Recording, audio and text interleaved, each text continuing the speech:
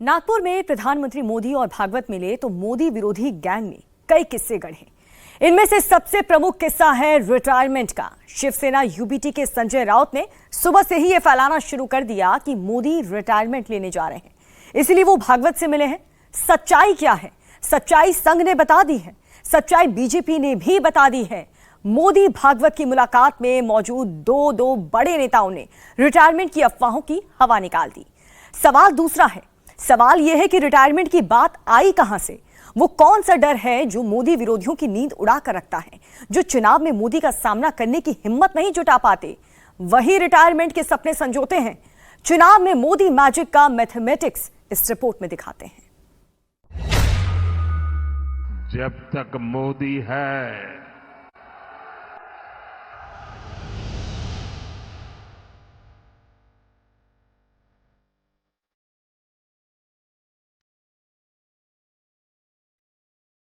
जब तक मोदी है,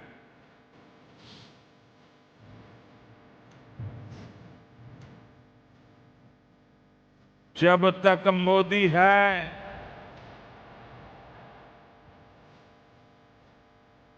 जब तक मोदी हैं, क्या विरोधियों के लिए कोई चांस है?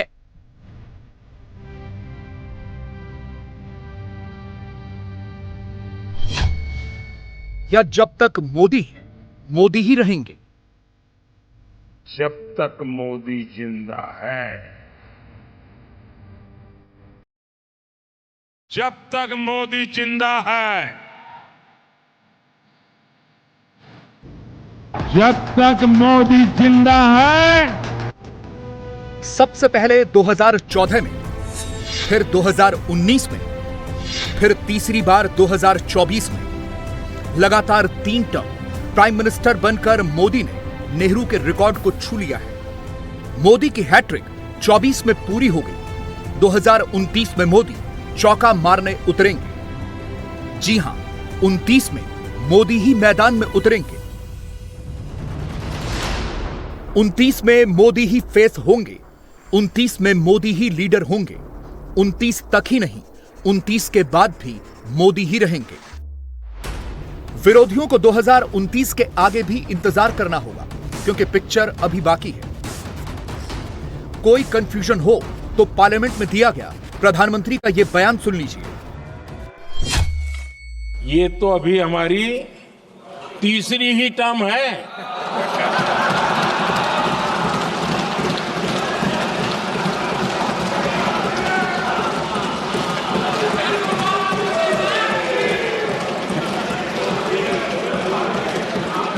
हम देश की आवश्यकता के अनुसार आधुनिक भारत बनाने के लिए, सक्षम भारत बनाने के लिए और विकसित भारत का संकल्प साकार करने के लिए हम आने वाले अनेक वर्षों तक जुटे रहने वाले हैं।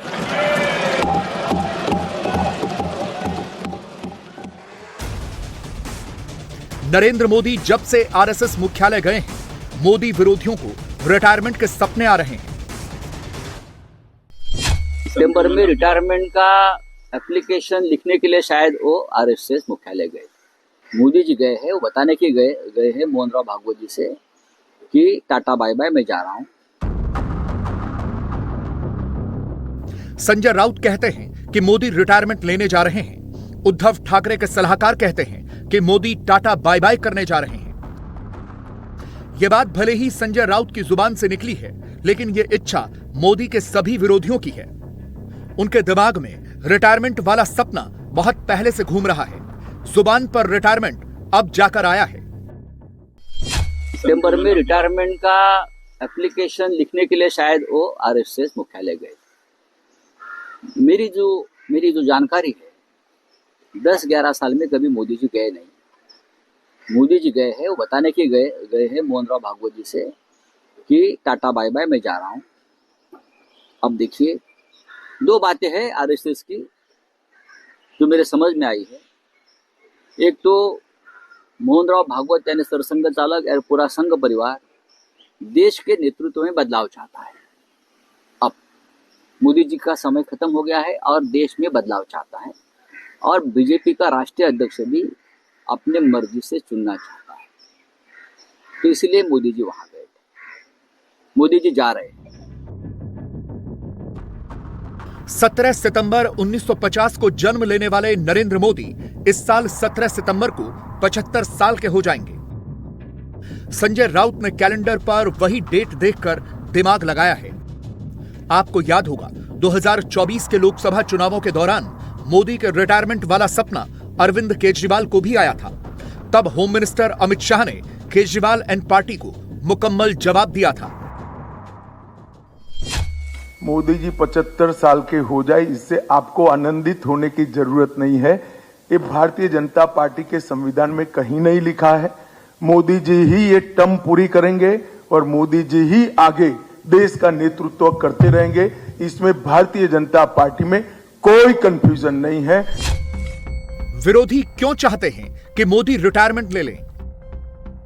दरअसल मोदी जब तक मैदान में हैं, विरोधियों ने मोदी से जीतने की हिम्मत छोड़ दी है।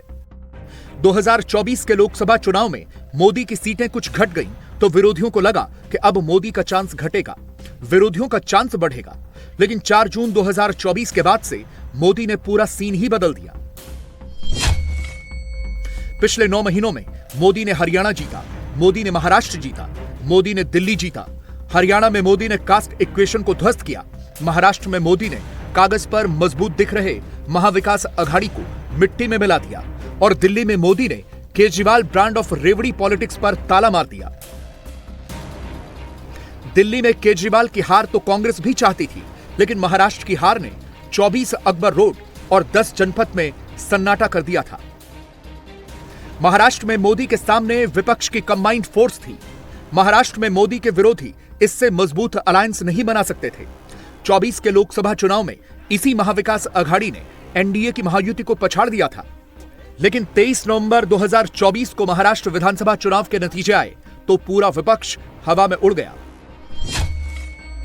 महाराष्ट्र में बीजेपी ने 89% के स्ट्राइक रेट से 132 सीटें जीती।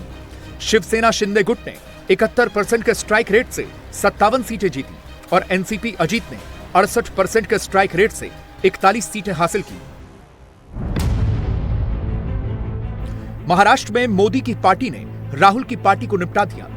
एकनाथ शिंदे ने उद्धव ठाकरे के अरमानों पर पानी फेर दिया और अजीत पवार ने चाचा शरद पवार की राजनीति का पर्दा गिरा दिया। महाराष्ट्र की उस विजय के नायक कोई और नहीं, नरेंद्र मोदी थे। कुछ लोग कहते हैं कि मोदी के पास मैजिक है। यह मैजिक महाराष्ट्र चुनाव में दिखा था।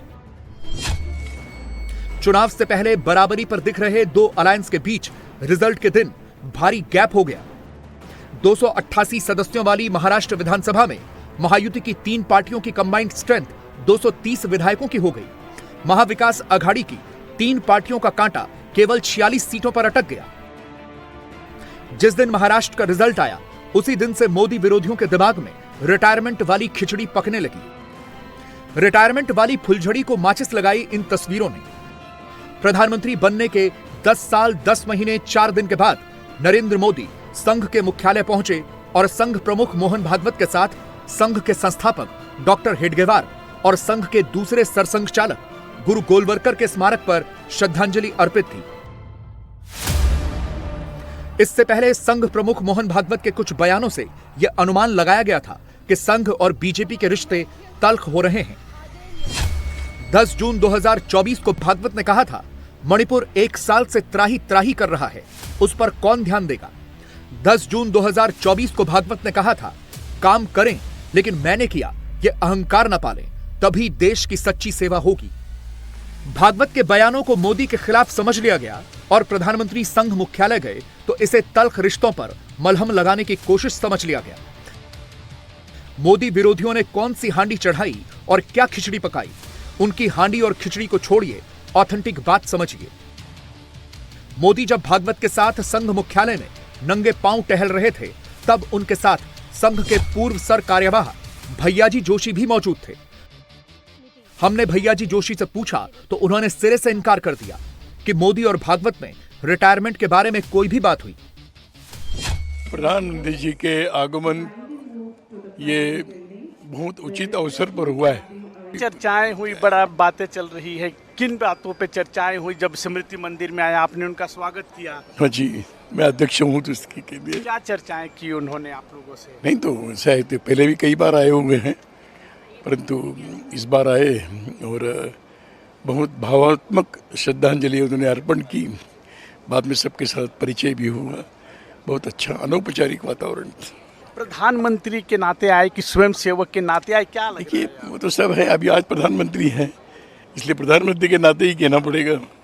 स्वयं सेवक होने के नाते क्या लग रहा है? स्वयंसेवक तो है ही, उन्होंने हार्डकोर स्वयंसेवक है।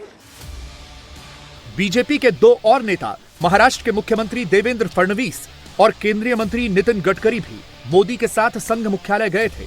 दोनों नेता नागपुर के ही हैं। दोनों का संघ से पुराना रिश्ता है। संघ मुख्यालय में फडणवीस ने क्या देखा? संजय राउत ने जो शिगुफा छेड़ा है उस पर फडणवीस क्या कहते हैं, उन्हीं से सुनिए। मोदीजींचा उत्तराधिकारी शोधण्याचं कुठलंही कारण नाही। मोदीजी आमचे नेते आहेत, अजून बरेच वर्ष मोदीजी काम करणार आहेत। आमचा सगळ्यांचा आग्रह आहे, आम्ही 2029चे पंतप्रधान म्हणून मोदीजींकडेच बघतो आहे, पूर्ण देश बघतो आहे। त्यामुळे आता अशी चर्चा करणं योग्य होणार नाही आणि भारतीय संस्कृतीमध्ये वडील जिवंत असताना मुलांचा विचार होत नाही, करायचाही नसतो। ही सगळी मुघली संस्कृती आहे की वडील जिवंत असताना मुलं अशा प्रकारचा विचार करतात। त्यामुळे आता कोणाचाही कुठेही उत्तराधिकारी निवडण्याचे वेळही आलेले नाही, तसा प्रश्नही नाही। नरेंद्र मोदी जब से चुनावी राजनीति में आए हैं, मोदी कोई चुनाव नहीं हारे। दांव पर जब कुर्सी हो तब तो मोदी बिल्कुल नहीं हारे। मोदी की इलेक्टोरल सक्सेस की जो स्टोरी 2002 से शुरू हुई वो 2025 में भी जारी है। मोदी ने अपने नेतृत्व में बीजेपी को 3 बार केंद्र की सत्ता तक पहुंचाया। 2014 में 282 सीट के साथ, 2019 में 303 सीट के साथ और 2024 में 240 सीट के साथ। विरोधी पार्टियों के नेता मोदी पर पर्सनल अटैक करते हैं। विरोधी मोदी को गालियां देते हैं। मोदी को मौत का सौदागर से लेकर रावण तक कहे गए, लेकिन मोदी के सक्सेस रेट पर इसका कोई नेगेटिव प्रभाव नहीं पड़ा। नरेंद्र मोदी ने अपने नेतृत्व में बीजेपी को गुजरात का चुनाव 5 बार जिताया। मोदी ने बीजेपी को महाराष्ट्र का चुनाव 3 बार जिताया, हरियाणा का चुनाव 3 बार जिताया, गोवा का चुनाव 3 बार जिताया, यूपी का चुनाव 2 बार जिताया, उत्तराखंड का चुनाव 2 बार जिताया, असम का चुनाव 2 बार जिताया, त्रिपुरा का चुनाव 2 बार जिताया, एमपी का चुनाव 1 बार जिताया, छत्तीसगढ़ का चुनाव 1 बार जिताया, राजस्थान का चुनाव 1 बार जिताया, ओडिशा का चुनाव 1 बार जिताया, कर्नाटक का चुनाव 1 बार जिताया, हिमाचल प्रदेश का चुनाव 1 बार जिताया और दिल्ली में बीजेपी को 27 साल के बाद चुनाव जिताया। विरोधी दलों के लोगों को मोदी के रिटायरमेंट की फिक्र इसलिए हो रही है क्योंकि मोदी के रहते वो चुनाव नहीं जीत पाते। नरेंद्र मोदी से पहले बीजेपी सिर्फ उत्तर भारत की पार्टी कहलाती थी। दक्षिण और पूर्वोत्तर में बीजेपी का कार्यकर्ता ढूंढे नहीं मिलता था। मोदी ने बीजेपी को कटक से अटक तक पहुंचा दिया। आज केरल में भी बीजेपी का सांसद है और तमिलनाडु में बीजेपी डीएमके की सत्ता को चुनौती देती है। मोदी के समय बीजेपी हर चुनाव मजबूती से लड़ती है। बंगाल जैसे राज्य में जहां बीजेपी का संगठन कमजोर है, वहां भी बीजेपी आखिर तक जूझती है।